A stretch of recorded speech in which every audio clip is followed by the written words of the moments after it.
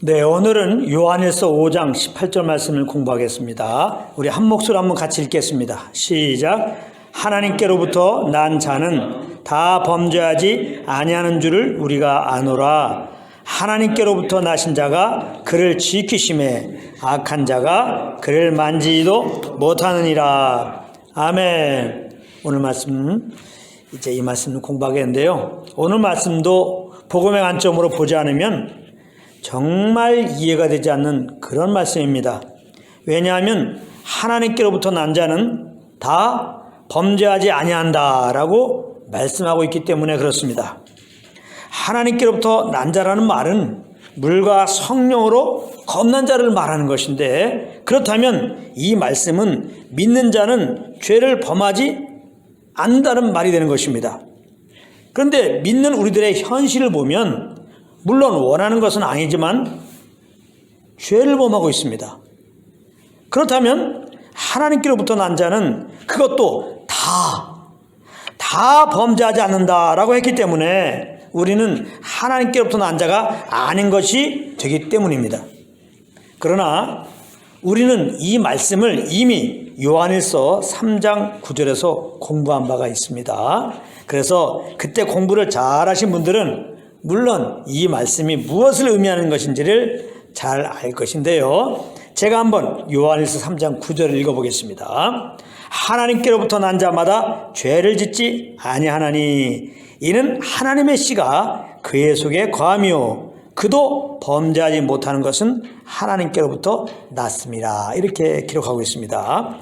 여기에 나오는 하나님께로부터 난 자마다 죄를 짓지 아니한다는 말씀, 그리고 오늘 본문에 나오는 하나님께로부터 난 자는 다 범죄하지 아니한다라는 말씀, 이것은 똑같은 말씀이죠.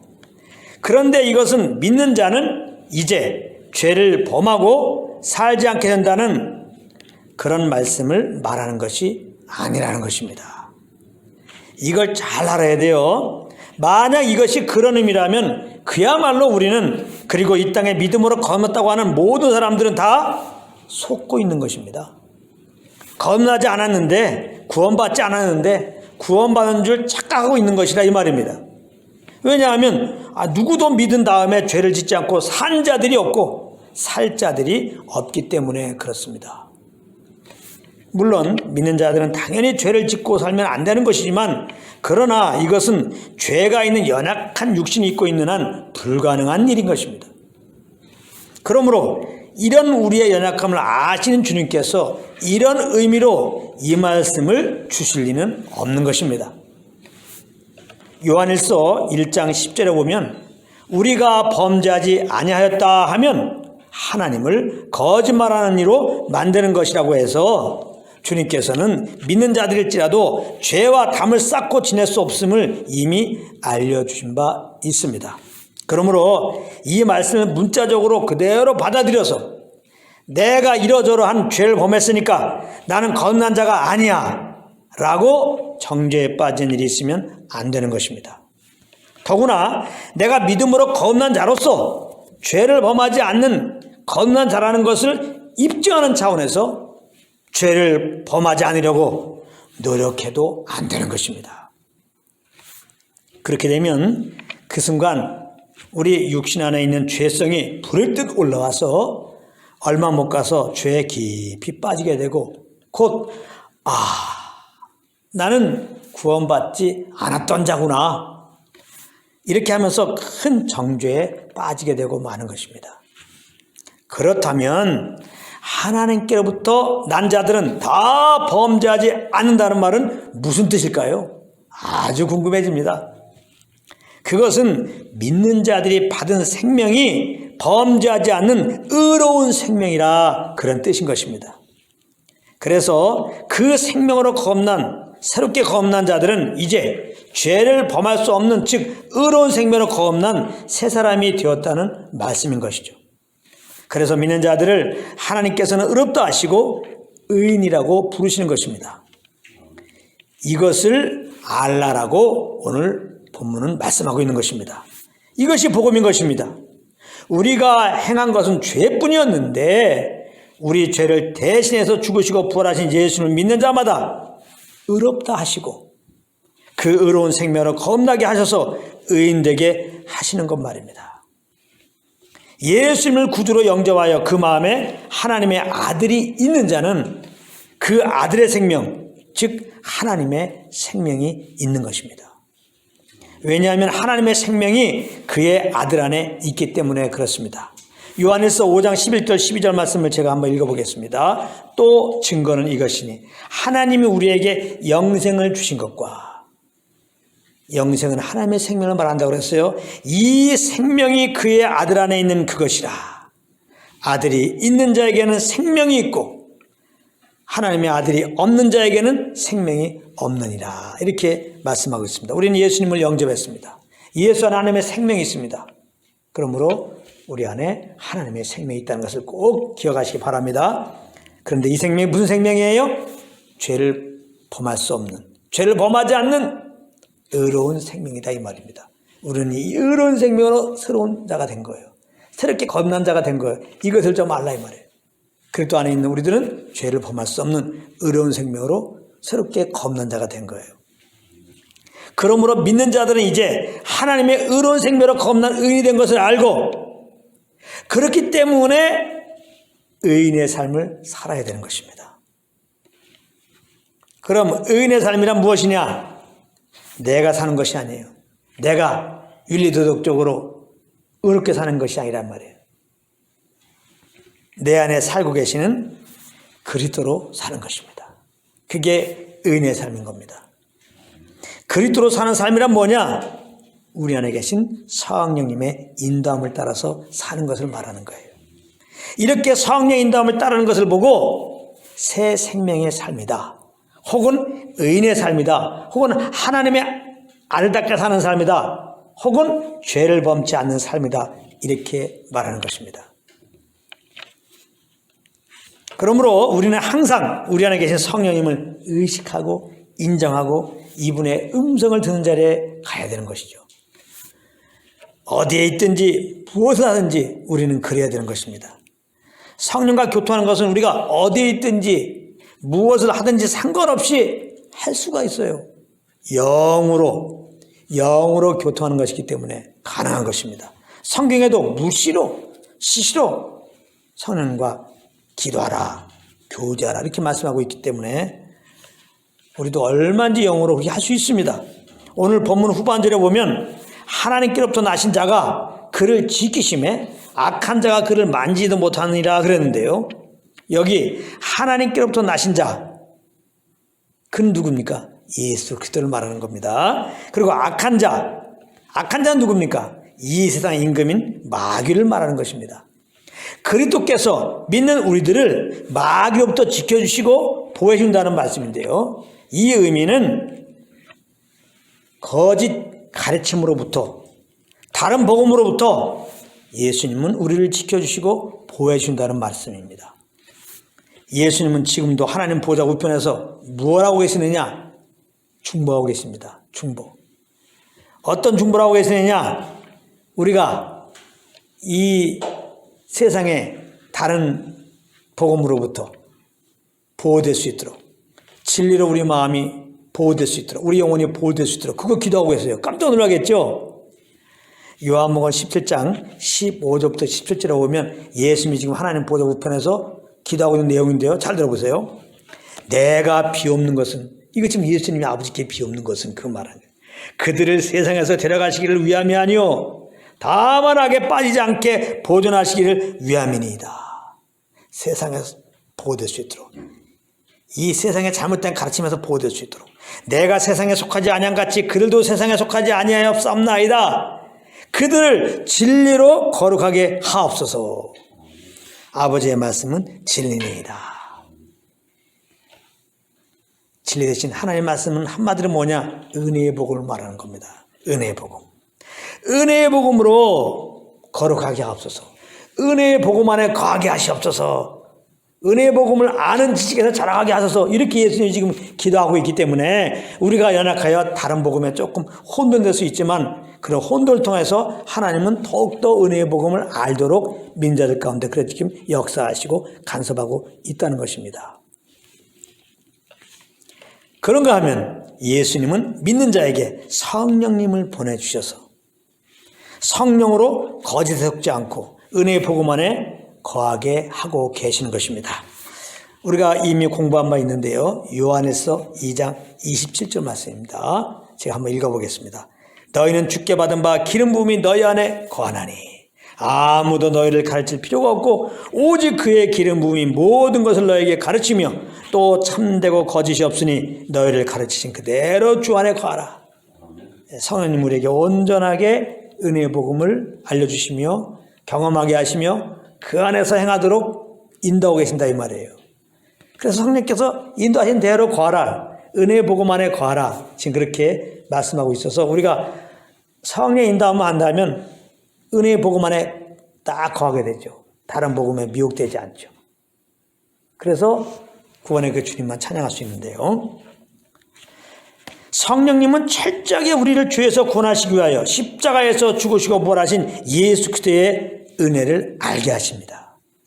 그러므로 성령으로 그리스도의 은혜를 알았다면 그것은 우리가 죄덩어리 상태에서 구원받은 것을 아는 것이기 때문에 나를 신뢰하지 않고 오직 그리스도만 신뢰하게 되는 것입니다. 그런 삶의 열매가 나와요.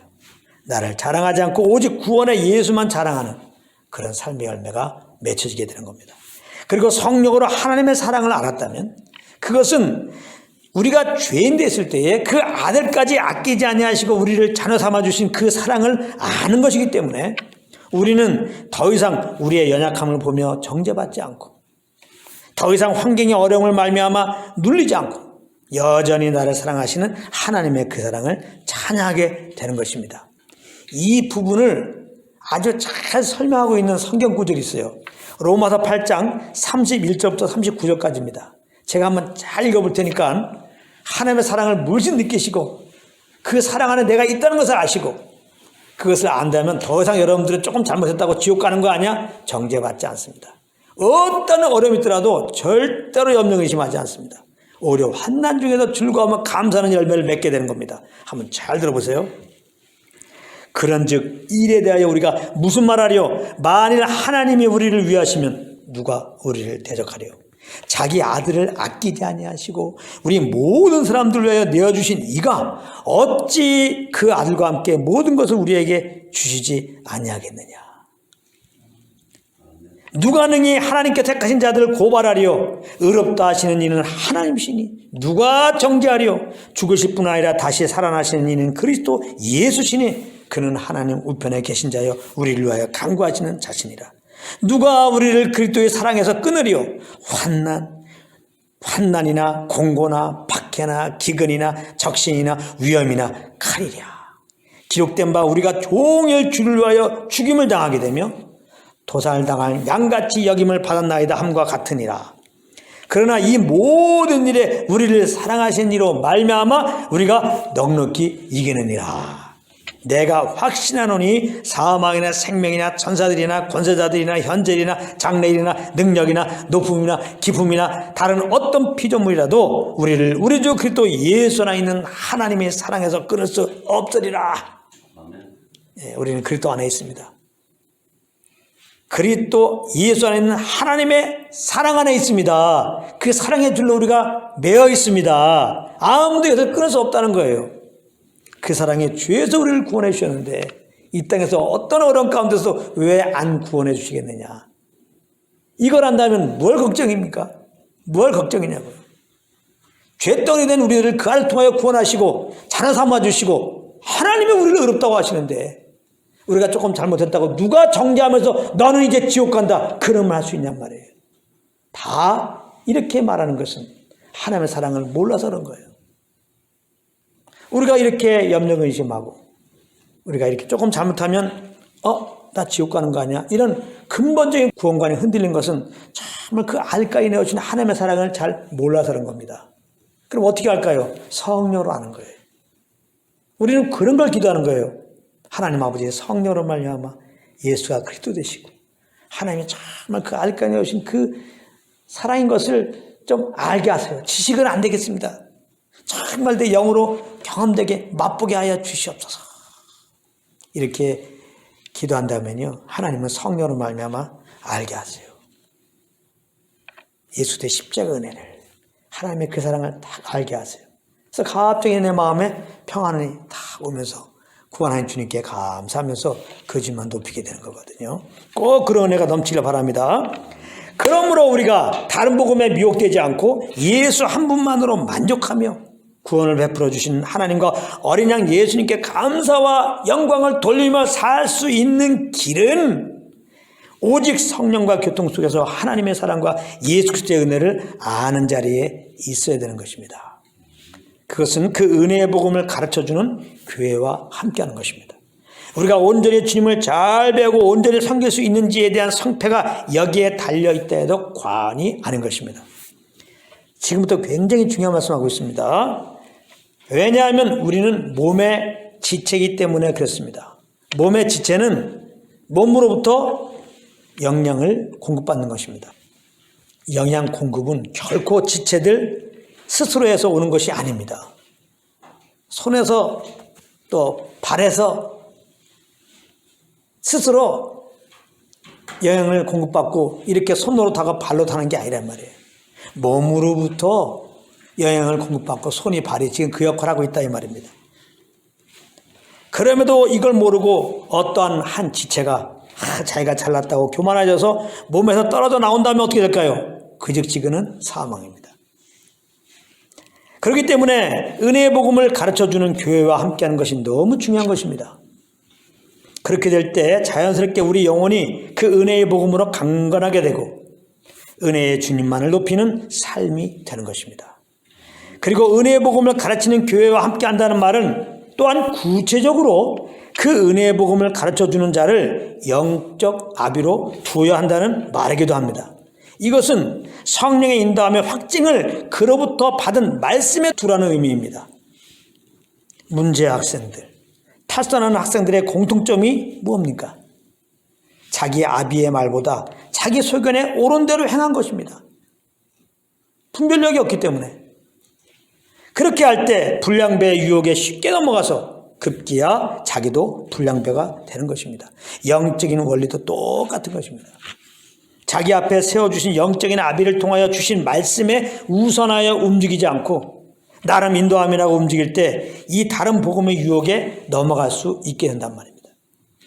우리는 연약하여 혼자서는 온전히 성령의 인도함을 따라 살 수가 없는 것입니다. 혼자 있으면 아무리 그 중심을 지키려고 해도 분별 없이 주위에 영향을 받을 수밖에 없는 것입니다. 그래서 하나님께서는 우리를 구원하시고 교회로 인도하시고 영적인 아비를 붙여주시는 것입니다. 이것은 제가 하는 말이 아니라 디모데 후서 3장 13절 14절이 그걸 증거하고 있는 겁니다. 제가 읽을 테니까 잘 읽어보세요. 악한 사람들과 속이는 자들은 더욱 악하여져서 속이기도 하고 속기도 하나니 그러나 너는 배우고 확신한 일에 거하라. 너는 내가 누구에게서 배운 것을 알며 영적인 아비를 항상 기억하라 이 말이에요. 그 아비로부터 받은 말씀을 항상 기준으로 두라 이 말입니다. 여기 악한 사람들, 속이는 사람들이 더욱 악하여 속인다고 했는데 이것은 무슨 살인자들이 더 살인하게 된다는 것, 그걸 말하는 게 아닙니다.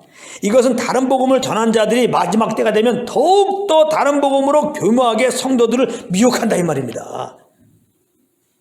은혜의 복음 뭐예요? 예수 그리스도의 십자가의 복음입니다. 성경 말씀은 은혜의 복음을 말하는 겁니다. 그래서 말씀을 증거한다면 십자가의 복음만 전하는 거예요. 근데 다른 복음은 십자가의 복음만 전하는 게 아닙니다. 십자가의 복음 외에 예수 그리스도의 십자가의 공로 외에 우리가 할 게 있다는 거예요. 이러이러한 것들을 해야 된다는 겁니다. 그러면서 모일 때마다 계속해서 이러이러한 거 해야 된다. 이러이러한 거 해야 된다. 이러이러한 거 해야 된다. 그들의 그 의를 극대화시키면서 이렇게 해야 된다. 이렇게 해야 된다. 계속 우리가 구원을 받고 구원을 유지하고 천국 가는 데 있어서는 예수 그리스도의 십자가의 공로만 갖고는 안 되고 뭔가 우리 편에서 해지는 게 있는 것처럼 끝없이 이런 가르침들이 더 개발되고 그렇게 된다는 거예요. 그래서 아주 복잡해집니다. 결론적으로. 이 다른 복음을 들으면요. 그래서 어떻게 구원받지? 너무 어렵네 이렇게 되는 겁니다. 다른 복음을 들으면 그 내가 구원받은 거야 안 받은 거야? 구원의 확신이 없어집니다. 여러분들 잘 들어보십시오. 성경 보게 되면 하나님이 우리를 찬양하라잖아요. 감사함으로 제사드리다 그러잖아요. 뭘 찬양해? 뭘 감사하냐 이 말이에요. 주께서 우리를 구원하신 것을 감사하는 겁니다. 우리를 구원하신 것을 찬양하는 거예요. 근데 이렇게 구원의 확신이 없어. 구원의 확신이 없는데 어떻게 감사 찬양이 나옵니까? 구원의 확신이 없는데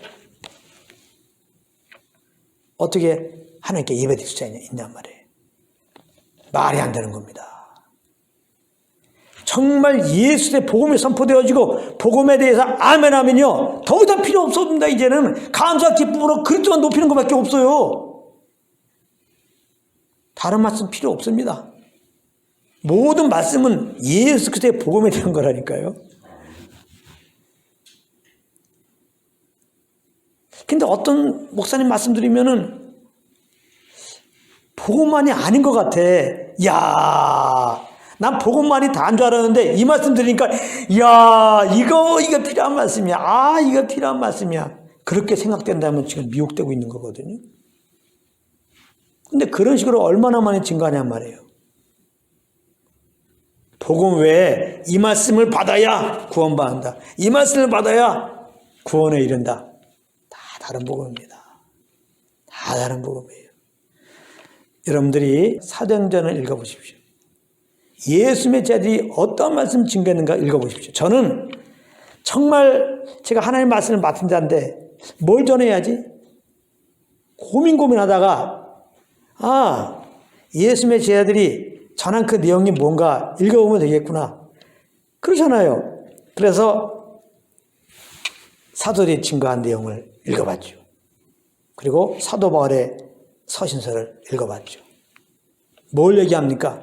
예수님의 십자가에 죽으시고 부활하심을 증거한 거예요. 그래서 그 예수님을 구원자로 영접하면 그 예수를 믿으면 구원받는다. 그걸 증거한 거예요.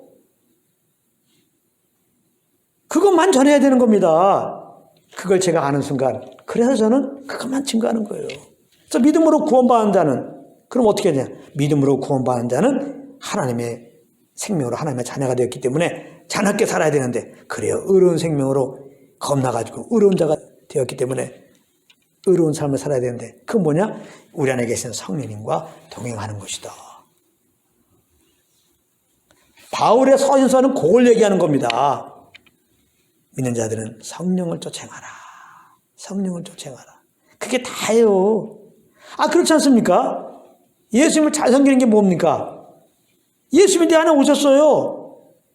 그러니까 이분과 교제하면서 이분의 인도함을 따라 사는 게 그게 제일 잘 섬기는 거예요. 근데 많은 분들이 자꾸 내 안에 성령님을 의식하지 않고 이분의 감동보다는 주님 잘 섬기는 거는 이런 거야. 그리고 제목을 만들어 온단 말이에요. 주일 성수하는 거. 10을 내는 거. 1년에 성경 통독 2번 하는 거. 전도 10명 하는 거. 이런 제목을 만들어 놓고 이걸 잘 지킬수록 신앙이 굉장히 많은 것처럼 물론 이런 것도 다 중요한 거죠. 그러나 그것이 성령의 인도함 안에서 하지 않는 것은 다 내 의로 하는 거잖아요. 다 꽝꽝꽝입니다. 다 잘못 알고 있는 거예요. 예수님이 우리 안에 오신 것은 나와 교제하는 거예요. 그러니까 주님 잘 섬기는 건 뭐예요? 예수 믿는 자들이 이분을 의식하고 이분이 말씀하시는 음성에 귀를 기울이는 거예요. 할렐루야. 그럼 이분은 뭘 말씀하신다고요? 예수 그리스도의 십자가의 은혜와 하나님의 사랑을 진정으로 여러분들이 주의 음성을 듣고 성령의 교통 가운데 있다면 예수의 그 십자가 은혜와 알까에 오신 하나님의 사랑을 정말 알게 돼요. 그래서 그 알모로 오는 주님의 사랑을 알모로 오는 그런 감동이 있죠. 그런 소원함이 있죠. 그대로 행하게 돼요. 그걸 보고 성령 인도함이라고 하는 겁니다. 그래서 성령 인도함은 그 예수 그리스도의 그 영광을 위한 것이죠. 그 예수 그리스도 이름을 자랑하는 것이죠. 그 예수 그리스도께서 우리가 베푼 그 사랑으로 하는 것이죠. 그게 성령 인도함이죠. 성령으로 복음을 증거한다는 것은 그러므로 예수 십자가의 복음을 증거하는 거죠. 그 하나님의 사랑을 증거하는 거죠. 다른 거 없죠. 너무나 심플합니다. 너무나 심플한 거예요. 그런데 마지막 때는 다른 복음 전한 자는 더 교모하게 그럴듯하게 말씀도 인용하면서 이렇게 성도들을 미혹하는 시대라 이 말이에요. 여기에 넘어가지 않는 길은 다른 거 없다는 겁니다. 은혜의 복음을 가르치는 교회와 함께하고 특별히 하나님이 세우신 그 인도자를 영적인 아비로 두고 그로부터 선포되는 그 말씀을 기준 삼아서 인도함 받으면 흔들림이 없죠. 미혹당할 수 없죠. 항상 아비의 말을 듣고 움직이니까. 사도 바울이 지금 그걸 말하는 겁니다. 악한 사람들과 속이는 자는 더 악하여서 속이기도 하고 속기는 너는 배고 확신한 일을 구하라. 나로부터 받은 그 은혜의 복음에 딱 구하라. 너는 내가 누구에게서 배운 것을 알며 하나님 너에게 정말 영적인 리더로 누구를 너에게 세운 자를 먼저. 그러니까 이거 아는 게 중요해요. 하나님이 정말 이분을 나의 영적인 아비로 세웠다. 이걸 아는 게 참 중요합니다. 이거를 알지 못하면 불행한 거예요. 서로 불행한 거예요. 가르친 사람도 불행하고 그걸 모르고 있는 사람도 불행하고 거기에는 아무 열매도 안 맺습니다. 맺어지는 게 없어요. 아비와 아들의 관계가 돼야 되는 겁니다. 그걸 보고 제자의 관계라고 하는 거예요. 그건 내가 아비로 여기겠다 그래서 되는 것도 아니에요. 제가 또 이 말씀 전하니까 여러분들 다 나를 아비로 삼으십시오. 참 그런 마음 없습니다. 영적인 법칙이기 때문에 얘기하는 건데 성령님이 알려줘요. 성령님이 정말 복음을 정말 깨닫게 하신 그분이 있다면 영적인 아비예요. 그리고 정말 그 복음의 간격 속에서 그 복음 안에서 삶을 살도록 인도하신 분이 있다면 여러분들 그게 영적인 아비예요. 다른 게 영적인 아비가 아닙니다. 여러분들 영원히 알아요. 그분이 누군지. 그분이 영적인 아비예요. 그래서 이제 그 주신 말씀 안에 과음되는 거예요. 많은 사람들이 자꾸 이렇게 왜 다른 복음에 속아 넘어가냐. 영적인 아비가 없어 그래요. 즉 내가 그냥 나의 아비야. 그래서 내가 갖고 있는 말씀이 이게 최고의 말씀이야. 이렇게 알고 생활하기 때문에 그게 넘어지는 거예요. 미혹당하는 겁니다. 그래서 여러분들이 잘 아셔야 돼요. 나의 영적인 리더, 영적인 아비가 누구냐. 하나님 붙여준. 정직하게 그걸 여러분들이 한번 생각을 해봐야 돼요. 우리는 그런 부분 잘 생각하지 않거든요. 그냥 좋다 은혜 받았다. 또 저기도 좋다 은혜 받았다. 이거 갖고는 안 돼요. 정말 뭐 다 은혜 받는 건 좋아요. 근데 정말 아비가 둘입니까? 아비가 셋이냐고. 그렇지가 않아요. 정말 여러분들에게 정말 나의 영적인 아비가 누군가를 잘 알고 그분으로부터 받았던 그 복음 거기에 꼭 거하시라고. 그 주신 말씀에 기준되어서 여러분들이 움직이면은 뭐 어떤 설교 듣고 해도 그건 문제가 없죠. 그게 잘 설정이 돼야 됩니다. 그래서 사도 바울이 지금 말하는 것은 다른 복음을 전하는 자들이 더욱더 다른 복음으로 교묘하게 지금 성도들을 미혹하는 시대이기 때문에 여기서 성도들이 보호되는 길을 제시한 거예요. 내가 누구에서 배운 것을 알며 영적인 너의 아비가 누군지를 알며 그로부터 받은 말씀에 항상 기준을 두고 확증을 두고 그렇게 생활하라 이렇게 말씀한 겁니다. 그러니까 복음을 가르치는 교회 그 영적인 리더를 인정하고 그 안에서 배운 그 가르침에 항상 우선을 두어서 생활해야 되는 것이죠. 이 터 위에서 성령의 인도함을 받으라 이 말입니다. 그러할 때 오는 확신 가운데 움직여라 이 말입니다. 그것만이 이 다른 복음의 유혹에서 우리 영혼이 지켜지고 보호되고 온전히 구원의 그리스도만 감사하며 섬길 수가 있게 되는 것입니다. 그런 은혜가 여기 계신 한 분 한 분 위에 있기를 예수 이름으로 축복합니다.